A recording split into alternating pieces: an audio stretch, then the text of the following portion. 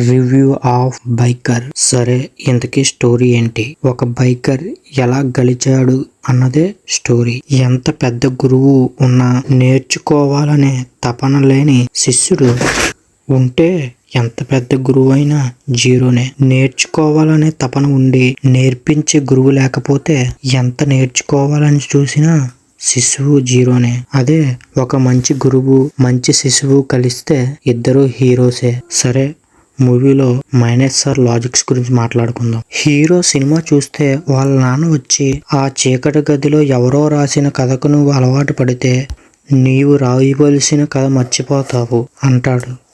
మీరు చూపించింది కూడా ఒక సినిమా కదండి, మళ్ళీ ఆ డైలాగ్ అవసరమా? హీరో వాళ్ళ కొడుకుతో ఎవరైనా తిడితే కొట్టడం కాదు, కొడితే వాడు అనడం మానేస్తాడా? వాళ్ళని మాట్లాడకుండా చెయ్యాలి అంటాడు. కానీ హీరో వాళ్ళ నాన్నని తిట్టినప్పుడు హీరో ఒక రేసర్ని కొడతాడు. ఇది ఎక్కడ న్యాయం? ఫస్ట్ హాఫ్ లో హీరో నైట్ టైం 2 hours మూవీకి వెళ్తేనే వాళ్ళ నాన్న వచ్చి రచ్చరచ్చ చేస్తాడు.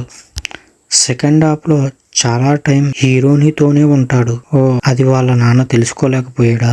సరే, ప్లస్ పాయింట్స్ విషయానికి వస్తే బైక్ రేస్ పోటీలు ప్రతి ఒక్కటి చాలా అంటే చాలా బాగా చూపించారు. హీరో హీరోయిన్ ని నేను రేసర్ అవుతా అని అడిగినప్పుడు తను చెప్పే సమాధానం కూల్ గా బాగుంది. హీరో వాళ్ళ నాన్న హీరోని ఎమోషన్ వల్ల ఏదైనా చిన్న ప్రాబ్లం వస్తే వెంటనే ఎక్కడికైనా పారిపోవాలి, దానికి ఏదో ఒక సాకు చెప్పాలి. మనం బయట వారికి చెప్తే సాకు, మనకి మనమే చెప్పుకుంటే సెల్ఫ్ డిఫెన్స్ అని చెప్పి నీలాంటి పిరికివాడితో పని చేయటం నాకు తెలీదురా అంటాడు. అక్కడ ఎమోషన్ సీన్ బాగుంది. హీరో వాళ్ళ నాన్నని వదిలి వెళ్ళటానికి కారణం చాలా అంటే చాలా బాగా చూపించారు. మనవడు తాత సెంటిమెంట్ బాగా చూపించాడు. హీరోని వల్లే రేసింగ్ ఆపేశాడని తనపై కోపం చూపించకుండా హీరో వాళ్ళ నాన్న హీరోనితో నా కొడుకుకు ఏం అవ్వదు అని భరోసా ఇచ్చి తనలో ఒక నమ్మకాన్ని నింపుతాడు. అది కూడా చాలా బాగా చూపించారు. Hero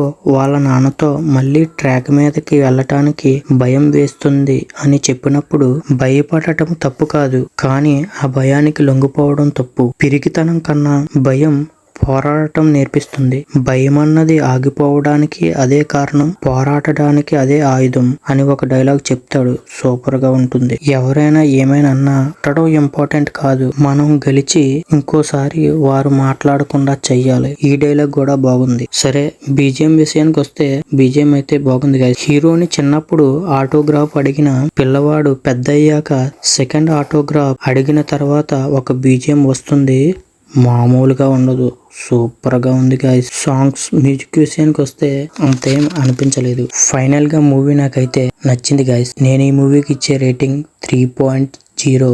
okay guys, bye bye.